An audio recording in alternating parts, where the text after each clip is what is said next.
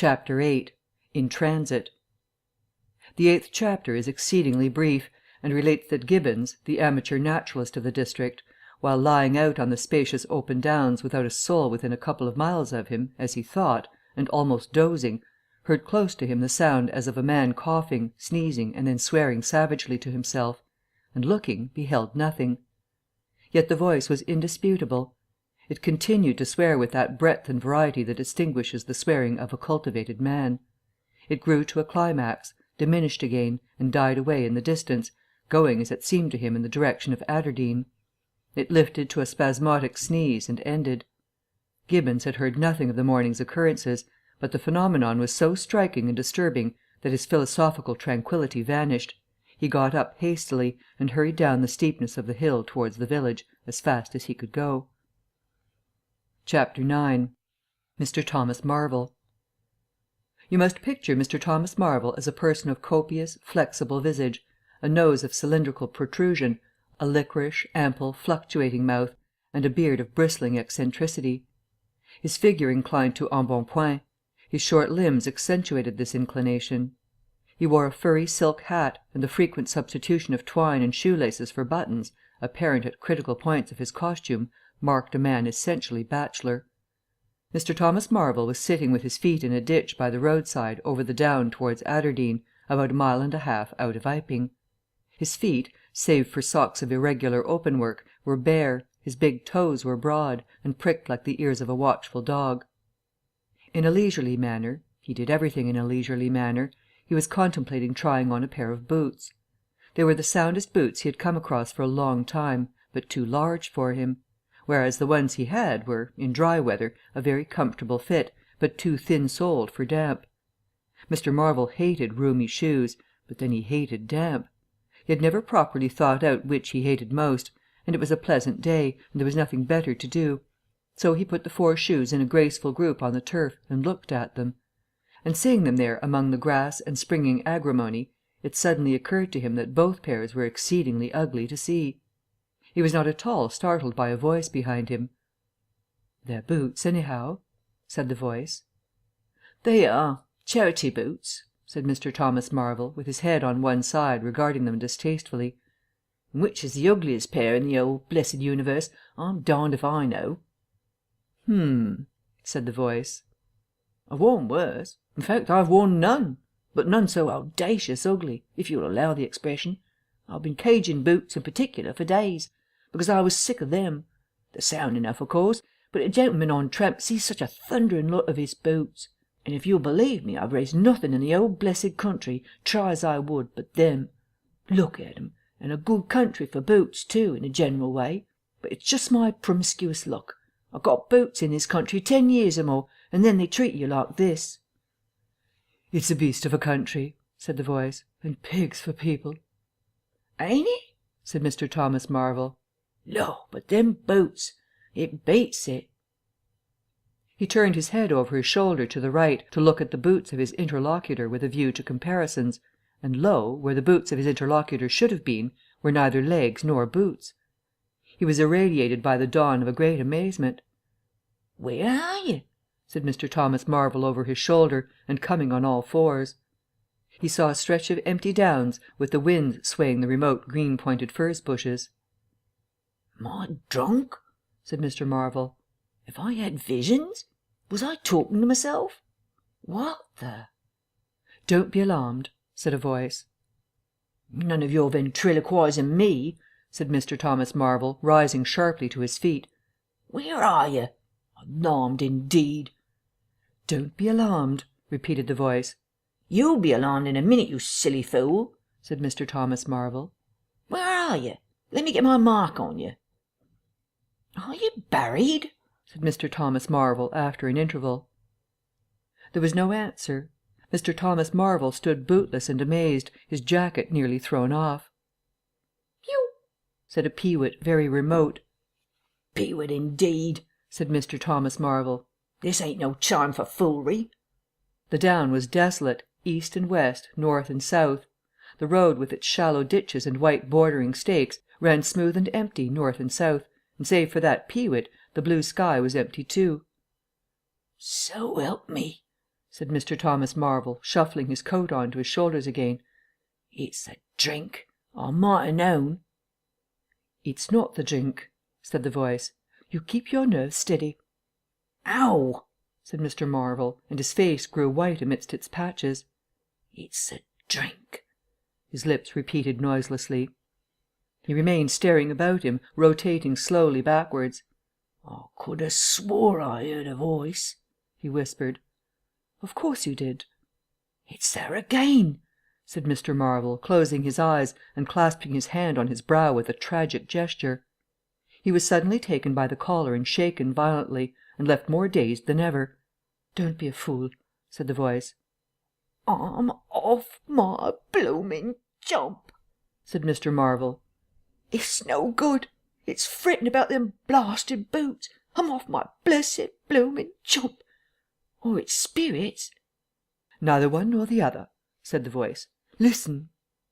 "Jump," said Mr. Marvel. "1 minute," said the voice, penetratingly, tremulous with self-control. "Well?" said Mr. Thomas Marvel, with a strange feeling of having been dug in the chest by a finger. "You think I'm just imagination? Just imagination?" "What else can you be?" said Mr. Thomas Marvel, rubbing the back of his neck. "Very well," said the voice, in a tone of relief. "Then I'm going to throw flints at you till you think differently." "But where are you?" The voice made no answer. Whiz came a flint, apparently out of the air, and missed Mr. Marvel's shoulder by a hair's breadth. Mr. Marvel, turning, saw a flint jerk up into the air, trace a complicated path, hang for a moment, and then fling at his feet with almost invisible rapidity. He was too amazed to dodge. Whiz it came, and ricocheted from a bare toe into the ditch. Mr. Thomas Marvel jumped a foot and howled aloud. Then he started to run, tripped over an unseen obstacle, and came head over heels into a sitting position. "Now," said the voice, as a third stone curved upward and hung in the air above the tramp. "Am I imagination?" Mr. Marvel, by way of reply, struggled to his feet, and was immediately rolled over again. He lay quiet for a moment.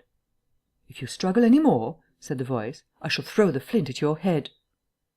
"It's a fair do," said Mr. Thomas Marvel, sitting up, taking his wounded toe in hand, and fixing his eye on the third missile. "I don't understand it. Stones flinging themselves. Stones talking. Put yourself down. Rot away. I'm done." The third flint fell. "It's very simple," said the voice. "I'm an invisible man." "Tell us something I don't know," said Mr. Marvel, gasping with pain. "Where you vid? How you do it? I don't know. I'm beat." "That's all," said the voice. "I'm invisible. That's what I want you to understand." "Anyone could see that. There's no need for you to be so confounded impatient, mister. Now then, give us a notion. How are you hid?" "I'm invisible. That's the great point. And what I want you to understand is this." "But whereabouts?" interrupted Mr. Marvel. "Here, 6 yards in front of you." "Oh, come, I ain't blind. You'll be telling me next you're just thin air. I'm not one of your ignorant tramps." "Yes, I am. Thin air. You're looking through me." "What? Ain't there any stuff, do you? Vox it... What is it? Jabber? Is that it?" "I am just a human being, solid, needing food and drink, needing covering too. But I'm invisible. You see? Invisible. Simple idea. Invisible." "What? Real like?" "Yes, real." "Let's have a hand of you," said Marvel. "If you are real. You won't be so darn out of the way like, then... Law!" he said. "How you made me jump, gripping me like that." He felt the hand that had closed round his wrist with his disengaged fingers, and his fingers went timorously up the arm, patted a muscular chest, and explored a bearded face. Marvel's face was astonishment. "I'm dashed," he said. "If this don't beat cockfighting. Most remarkable. And there I can see a rabbit clean through you, half a mile away. Not a bit of you visible. Except..." He scrutinized the apparently empty space keenly. "You haven't been eating bread and cheese?" he asked, holding the invisible arm. "You're quite right, and it's not quite assimilated into the system."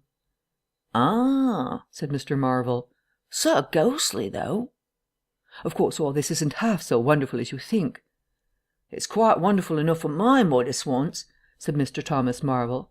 How d'ye manage it? How the deuce is it done? It's too long a story, and besides...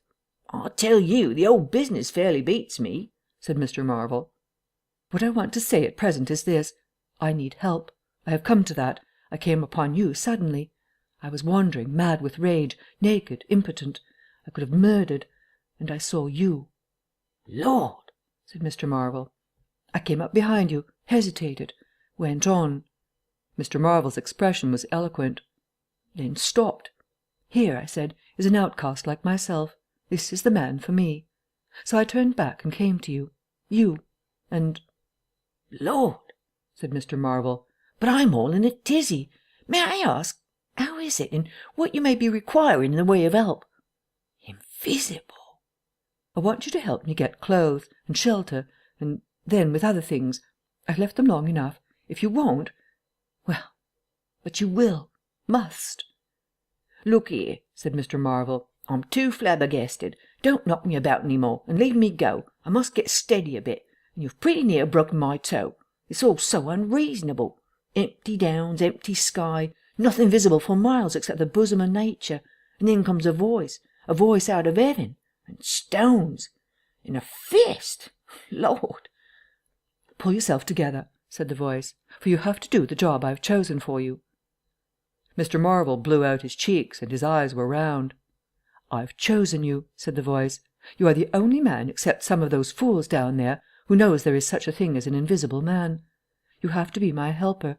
Help me, and I will do great things for you. An invisible man is a man of power. He stopped for a moment to sneeze violently. But if you betray me, he said, if you fail to do as I direct you... He paused and tapped Mr. Marvel's shoulder smartly. Mr. Marvel gave a yelp of terror at the touch.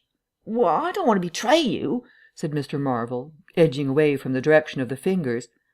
Don't you go a-thinking that, whatever you do. All I want to do is to help you. Just tell me what I gotta do. Lord, whatever you want done, that I'm most willing to do. Chapter 10. Mr. Marvel's Visit to Iping. After the first gusty panic had spent itself, Iping became argumentative. Scepticism suddenly reared its head, rather nervous scepticism, not at all assured of its back, but scepticism nevertheless. It is so much easier not to believe in an invisible man, and those who had actually seen him dissolve into thin air, or felt the strength of his arm, could be counted on the fingers of 2 hands. And of these witnesses Mr. Wadgers was presently missing, having retired impregnably behind the bolts and bars of his own house, and Jaffers was lying stunned in the parlour of the Coach and Horses. Great and strange ideas transcending experience often have less effect upon men and women than smaller, more tangible considerations. Iping was gay with bunting, and everybody was in gala dress. Whit Monday had been looked forward to for a month or more.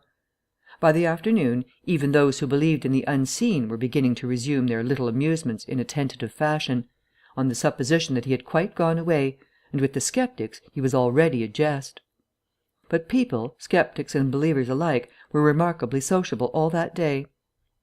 Haysman's Meadow was gay with a tent, in which Mrs. Bunting and other ladies were preparing tea, while without, the Sunday school children ran races and played games under the noisy guidance of the curate and the Misses Cuss and Sackbut.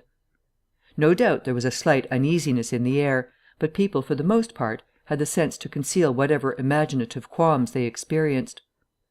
On the village green, an inclined strong rope, down which, clinging the while to a pulley-swung handle, one could be hurled violently against a sack at the other end, came in for considerable favour among the adolescents, as also did the swings and the cocoanut shies. There was also promenading, and the steam organ attached to a small roundabout filled the air with a pungent flavour of oil, and with equally pungent music. Members of the club, who had attended church in the morning, were splendid in badges of pink and green, and some of the gayer-minded had also adorned their bowler hats with brilliant coloured favours of ribbon. Old Fletcher, whose conceptions of holiday-making were severe, was visible through the jasmine about his window, or through the open door, whichever way you chose to look, poised delicately on a plank supported on 2 chairs, and whitewashing the ceiling of his front room. About 4 o'clock a stranger entered the village from the direction of the Downs. He was a short, stout person, in an extraordinarily shabby top hat, and he appeared to be very much out of breath. His cheeks were alternately limp and tightly puffed. His mottled face was apprehensive, and he moved with a sort of reluctant alacrity. He turned the corner of the church, and directed his way to the Coach and Horses.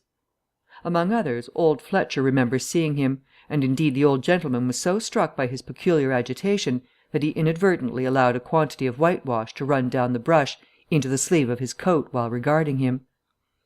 This stranger, to the perceptions of the proprietor of the cocoanut shy, appeared to be talking to himself, and Mr. Huxter remarked the same thing.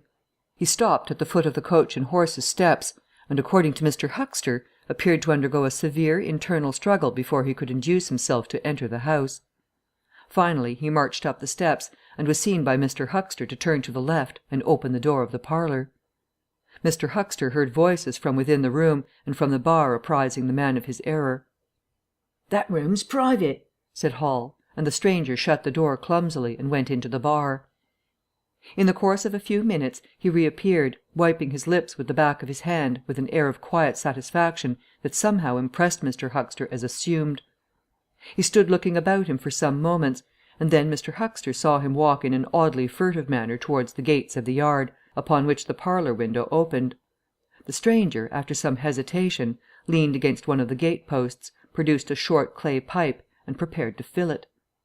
His fingers trembled while doing so. He lit it clumsily, and folding his arms began to smoke in a languid attitude, an attitude which his occasional glances up the yard altogether belied. All this Mr. Huxter saw over the canisters of the tobacco window, and the singularity of the man's behaviour prompted him to maintain his observation. Presently the stranger stood up abruptly and put his pipe in his pocket. Then he vanished into the yard. Forthwith Mr. Huxter, conceiving he was witness of some petty larceny, leapt round his counter and ran out into the road to intercept the thief. As he did so, Mr. Marvel reappeared, his hat askew, a big bundle in a blue tablecloth in one hand, and 3 books tied together, as it proved afterwards with the vicar's braces, in the other. Directly he saw Huxter he gave a sort of gasp, and turning sharply to the left, began to run. "Stop, thief!" cried Huxter, and set off after him. Mr. Huxter's sensations were vivid but brief.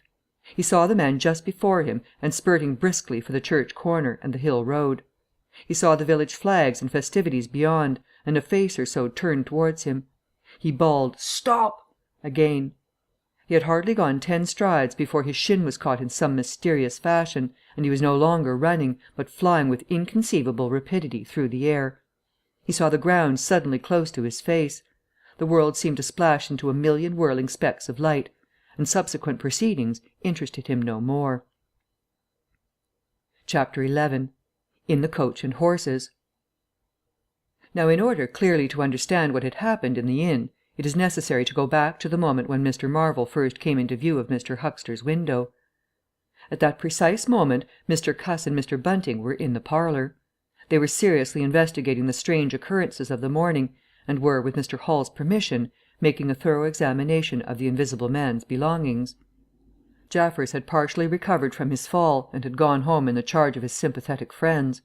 The stranger's scattered garments had been removed by Mrs. Hall, and the room tidied up. And on the table under the window where the stranger had been wont to work, Cuss had hit almost at once on 3 big books in manuscript labelled Diary. "Diary," said Cuss, putting the 3 books on the table. "Now, at any rate, we shall learn something." The vicar stood with his hands on the table. "Diary," repeated Cuss, sitting down, putting 2 volumes to support the 3rd, and opening it.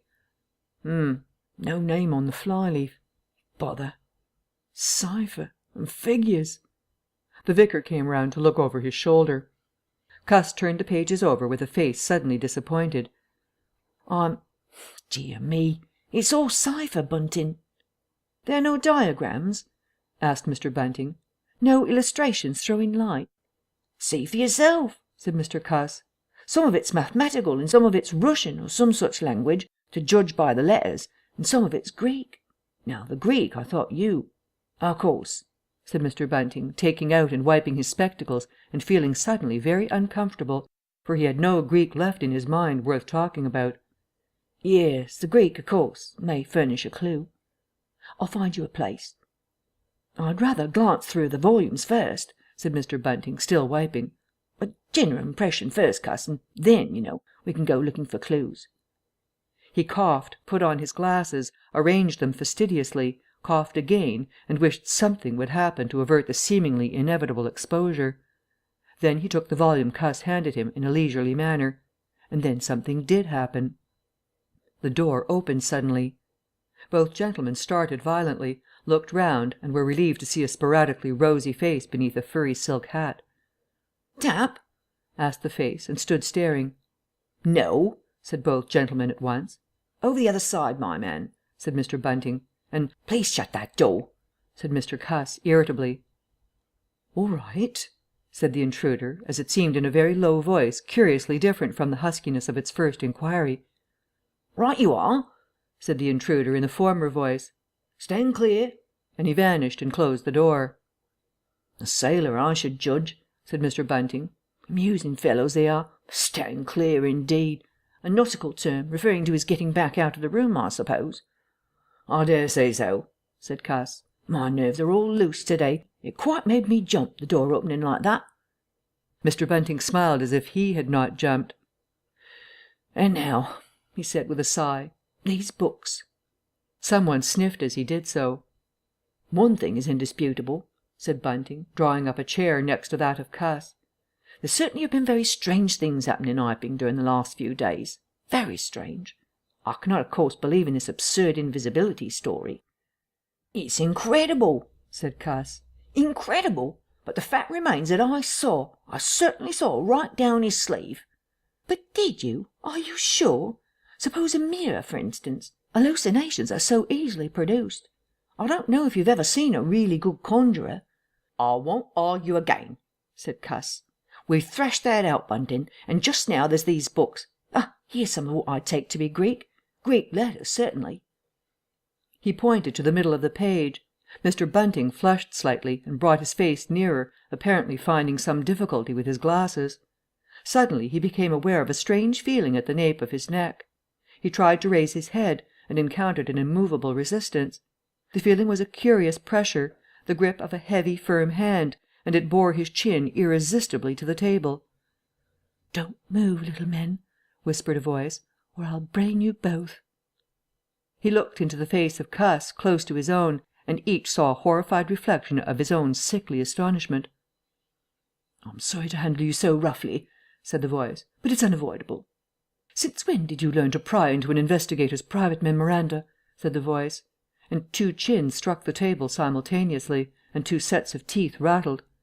"Since when did you learn to invade the private rooms of a man in misfortune?" And the concussion was repeated. "Where have they put my clothes?" "Listen," said the voice. "The windows are fastened, and I've taken the key out of the door. I'm a fairly strong man, and I have the poker handy, besides being invisible. There's not the slightest doubt that I could kill you both and get away quite easily if I wanted to. Do you understand? Very well. If I let you go, will you promise not to try any nonsense and do what I tell you?" The vicar and the doctor looked at one another, and the doctor pulled a face. "Yes," said Mr. Bunting, and the doctor repeated it. Then the pressure on the necks relaxed, and the doctor and the vicar sat up, both very red in the face and wriggling their heads. "Please keep sitting where you are," said the Invisible Man. "Here's the poker, you see." "When I came into this room," continued the Invisible Man, after presenting the poker to the tip of the nose of each of his visitors, "I did not expect to find it occupied, and I expected to find, in addition to my books and memoranda, an outfit of clothing. Where is it? No, don't rise. I can see it's gone. Now, just at present, though the days are quite warm enough for an invisible man to run about stark, the evenings are quite chilly. I want clothing and other accommodation, and I must also have those 3 books." End of chapters 8 through 11. "I've worn worse. In fact, I've worn none. But none so audacious ugly, if you'll allow the expression. I've been caging boots in particular for days, because I was sick of them. They're sound enough, of course, but a gentleman on tramp sees such a thundering lot of his boots. And if you'll believe me, I've raised nothing in the old blessed country, try as I would, but them. Look at 'em, and a good country for boots, too, in a general way. But it's just my promiscuous luck. I've got boots in this country 10 years or more, and then they treat you like this." "It's a beast of a country," said the voice, "and pigs for people. Ain't it? said Mr. Thomas Marvel. Look. And ended. Gibbons had heard nothing of the morning's occurrences, but the phenomenon was so striking and disturbing that his philosophical tranquillity vanished. He got up hastily, and hurried down the steepness of the hill towards the village as fast as he could go. Chapter 9. Mr. Thomas Marvel. You must picture Mr. Thomas Marvel as a person of copious, flexible visage, a nose of cylindrical protrusion, a liquorish, ample, fluctuating mouth, and a beard of bristling eccentricity. His figure inclined to embonpoint. His short limbs accentuated this inclination. He wore a furry silk hat, and the frequent substitution of twine and shoelace in his shoes, but then he hated damp. He had never properly thought out which he hated most, and it was a pleasant day, and there was nothing better to do. So he put the 4 shoes in a graceful group on the turf and looked at them. And seeing them there among the grass and springing agrimony, it suddenly occurred to him that both pairs were exceedingly ugly to see. He was not at all startled by a voice behind him. "They're boots, anyhow," said the voice. They are charity boots, said Mr. Thomas Marvel, with his head on one side, regarding them distastefully. And which is the ugliest pair in the old blessed universe, I'm darned if I know. Said the voice. Chapter 8. In Transit. The 8th chapter is exceedingly brief, and relates that Gibbons, the amateur naturalist of the district, while lying out on the spacious open downs without a soul within a couple of miles of him, as he thought, and almost dozing, heard close to him the sound as of a man coughing, sneezing, and then swearing savagely to himself, and looking, beheld nothing. Yet the voice was indisputable. It continued to swear with that breadth and variety that distinguishes the swearing of a cultivated man. It grew to a climax, diminished again, and died away in the distance, going as it seemed to him in the direction of Aberdeen. It lifted to a spasmodic sneeze as for Buttons, apparent at critical points of his costume, marked a man essentially bachelor. Mr. Thomas Marvel was sitting with his feet in a ditch by the roadside over the down towards Aberdeen, about 1.5 miles out of Iping. His feet, save for socks of irregular openwork, were bare, his big toes were broad, and pricked like the ears of a watchful dog. In a leisurely manner he did everything in a leisurely manner he was contemplating trying on a pair of boots. They were the soundest boots he had come across for a long time, but too large for him, whereas the ones he had were, in dry weather, a very comfortable fit, but too thin-soled for damp. Mr. Marvel hated roomy